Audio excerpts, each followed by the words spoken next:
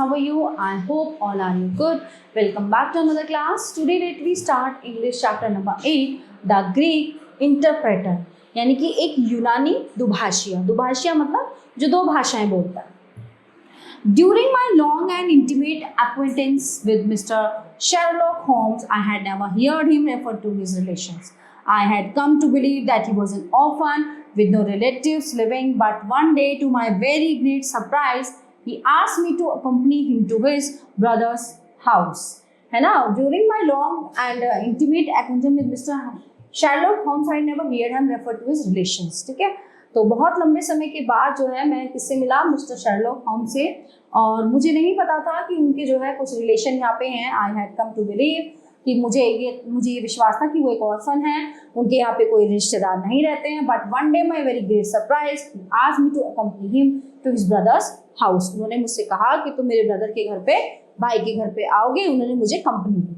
Mycroft Holmes was a much larger and stouter man than Sherlock. His body was absolutely corpulent, but his face, though massive, had preserved something of the sharpness of expression, which was so remarkable in that of his brother. His eyes, which were of a peculiarly light, watery grey, seemed to always retain that faraway, introspective look which I had only observed in Sherlock's when he was exerting his full powers. I am glad to meet you, sir, said he, putting out a broad, fat and like the flipper of a seal. ठीक है, उसने कहा कि मुझे आपसे मिलकर बहुत प्रसन्नता हुई श्रीमान. I hear of Sherlock everywhere since you became his chronicler. By the way, Sherlock, I expected to see you round last week to consult me over that Manor House case. I thought you might be a little out of your depth. No, I solved it, said my friend, smiling. By the way, Sherlock said, I have had something quite after you own heart, a most singular problem, if you would care to hear that facts. My dear Mycroft, I should be delighted. The brothers scribbled a note upon a leaf of his pocket book and ringing the bell. He handed it to the waiter. I have asked Mr. Melas to step across. I think I will leave him to tell his very remarkable experience in his own fashion. A few minutes later, we were joined by a short, stout man who had an olive face and coal black hair. He shook hands eagerly with Sherlock Holmes. I am all attention, said Sherlock Holmes. It was Monday night. I am an interpreter. I interpret all languages. है ना, मैं एक दुभाषिया हूँ और मैं सभी भाषाएं बोल लेता हूँ. For many years, I have been to the chief Greek interpreter in London. It happens not infrequently that I am sent forward strange hours by foreigners who get into difficulties. So I was not surprised, therefore, on Monday night when Mr. Latimer, a very fashionably dressed young man, came up to my rooms and asked me to accompany him and cab, which was waiting at the door. A Greek friend had come to see him upon business, he said, and as he could speak nothing but his own tongue, the services of an interpreter were indispensable. He seemed to be in a great hurry, but once in the cab, he began by drawing a most formidable looking blood gown loaded with lead from his pocket and switching it backward and forward several times as if to taste its weight and strength. So then he placed it without a word upon the seat beside him. Having done this, he drew up the windows on each side and found to my astonishment that they were covered with paper so as to prevent my seeing through them. Okay, so I'm sorry to cut off your view, Mr. Melas, said he. The fact is that I have no intention that you should see what the place is to which we are driving. I must warn you also, Mr. Melas, that if at any time you attempt to raise an alarm, you will face serious consequences. I beg you to remember that no one knows where you are. For nearly 2 hours, we drove. It was 10 minutes to 9 when we at least came to a standstill. In the dim light, I could make out that the person who had opened the door was a small, mean-looking, middle-aged man with rounded shoulders. As he turned towards us, the glint of the light showed me that he was wearing glasses. A gentleman clad in some sort of loose dressing gown moved slowly towards us. As he came into the circle of dim light, it enabled me to see him more clearly. So he was deadly pale and terribly emaciated, with the protrudis- pro- protruding, brilliant eyes of a man whose spirit was greater than his strength. But what showed me more than any signs of physical weakness was that his face was broad, squilly, crisscrossed with the sticking plaster, and that one large pad of it was fascinated over his mouth. You are to ask the questions, Mr. Melas.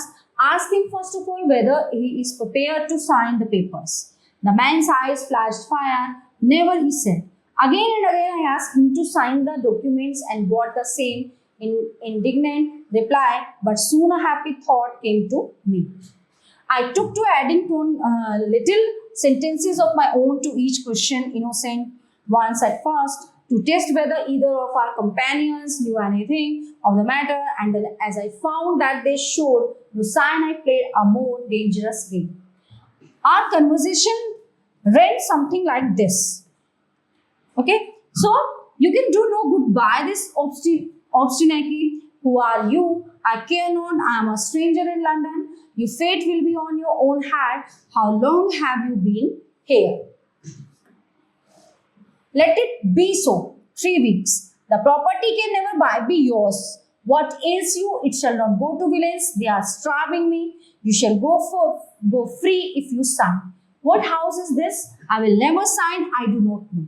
तो उसकी mother ने मना कर दिया था कि कुछ भी हो जाए मैं विल पे साइन नहीं करूंगी, और वो चाह रहे थे उसको रूम में बंद करके जबरदस्ती विल पे साइन कराना. You are not doing her any service. What is your name? Let me hear her say so. Pratides. You shall see her if you sign. Where are you from? Then I shall never see her. Athens. Another 5 minutes, Mr. Holmes, and I should have wormed out the whole story, but at that instant the door opened and a woman stepped into the room. I could not see her clearly enough to know more than that she was tall and graceful, with black hair and clad in some sort of loose white gown. Harold said, she speaking English with a broken accent. I could not stay away longer. It is so lonely up there with only. Oh my God, it is Paul. These last words were in Greek, and at the same instant the man with a convulsive effort tore the plaster from his lips and screaming out, Sophie, Sophie, rushed into the woman's arms. Their embrace was but for an instant, however, for the younger man seized the woman and pushed her out of the room, while the elder easily overpowered his emaciated victim and dragged him away through the other door.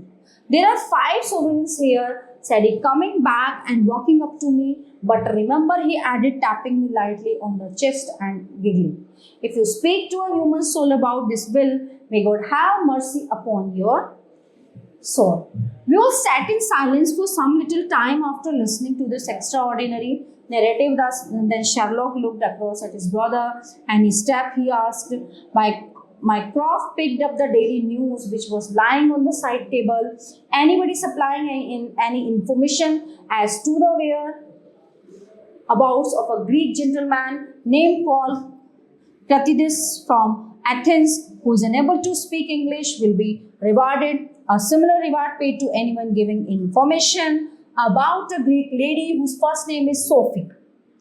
Okay, X. 2473. That was in all the diaries, no answer. Sherlock, rising from his chair, said, Mr. Malus, I should certainly be on my guard. If I were you four, of course, they must know through these advertisements that you have betrayed them.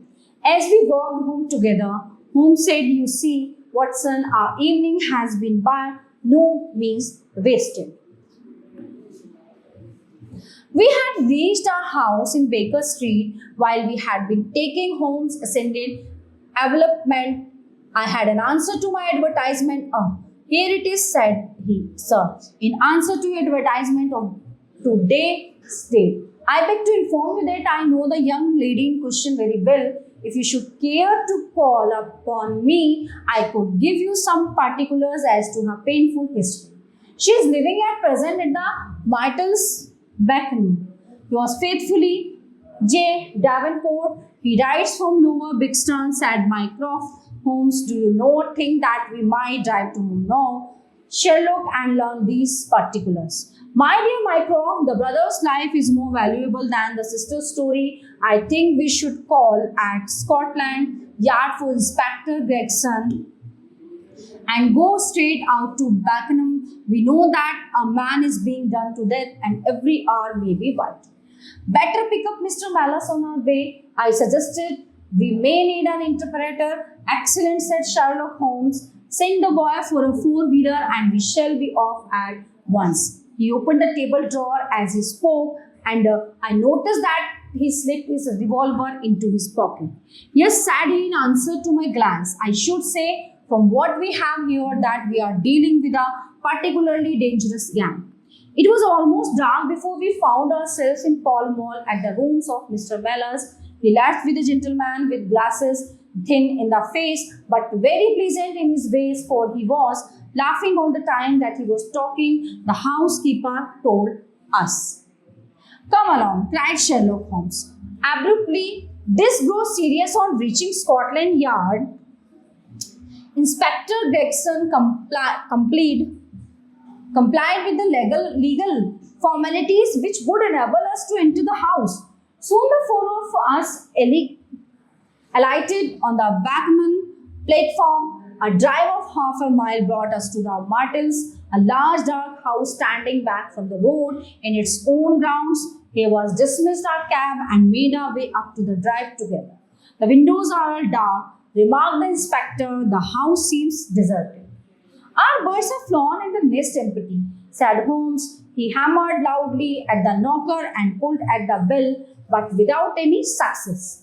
Holmes slipped away, but he came back in a few minutes. I have a window open, said he.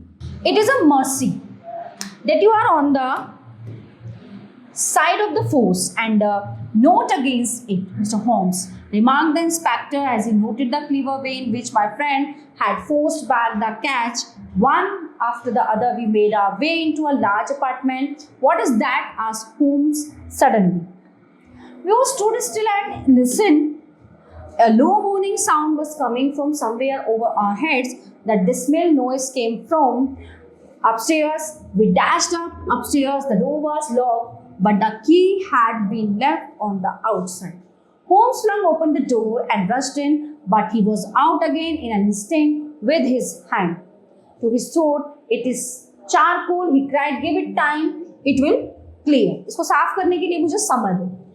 Peering in, we could see that the only light in the room came from a dull blue flame which flickered from a small brass tripod in the center. In the shadows beyond, we saw two figures crouched against the wall. Okay, from the open door, there reeked a horrible poisonous exhalation which set us gasping and coughing. Holmes rushed to the top of the stairs to draw in the fresh air and then dashing into the room. He threw up the window and hurled the brazen tripod out into the garden. We can enter in a minute, he gasped, darting out again. Hold the light at the door and we shall get them out, Mycroft, now. With a rush, we go to the poisoned men and drag them out into the well-lit hell. Both of them were blue-lipped and insensible, with swollen, congested faces and protruding eyes. One was our interpreter and the other with several strips of sticking plaster arranged in a grotesque pattern over his face, had ceased to moan as we laid him down, and glance showed me that for him at least our aid had come too late. Mr. Mellors, however, still lived, and in less than an hour, with the aid of ammonia and brandy, I had the satisfaction of seeing him open his eyes. We were able to find out by communicating with the gentleman who had answered the advertisement that the unfortunate young lady came of a wealthy Grecian family and that she had been on a visit to some friends in England. While there, she had met a young man named Harold Latimer, who had persuaded her to marry him. Her friend, shocked at the event, had informed her brother at Athens The brother also placed himself in the power of Latimer and his friends. Wilson Camp, these two had kept him a prisoner and had endeavored by cruelty and starvation to make him sign away his own and his sister's property.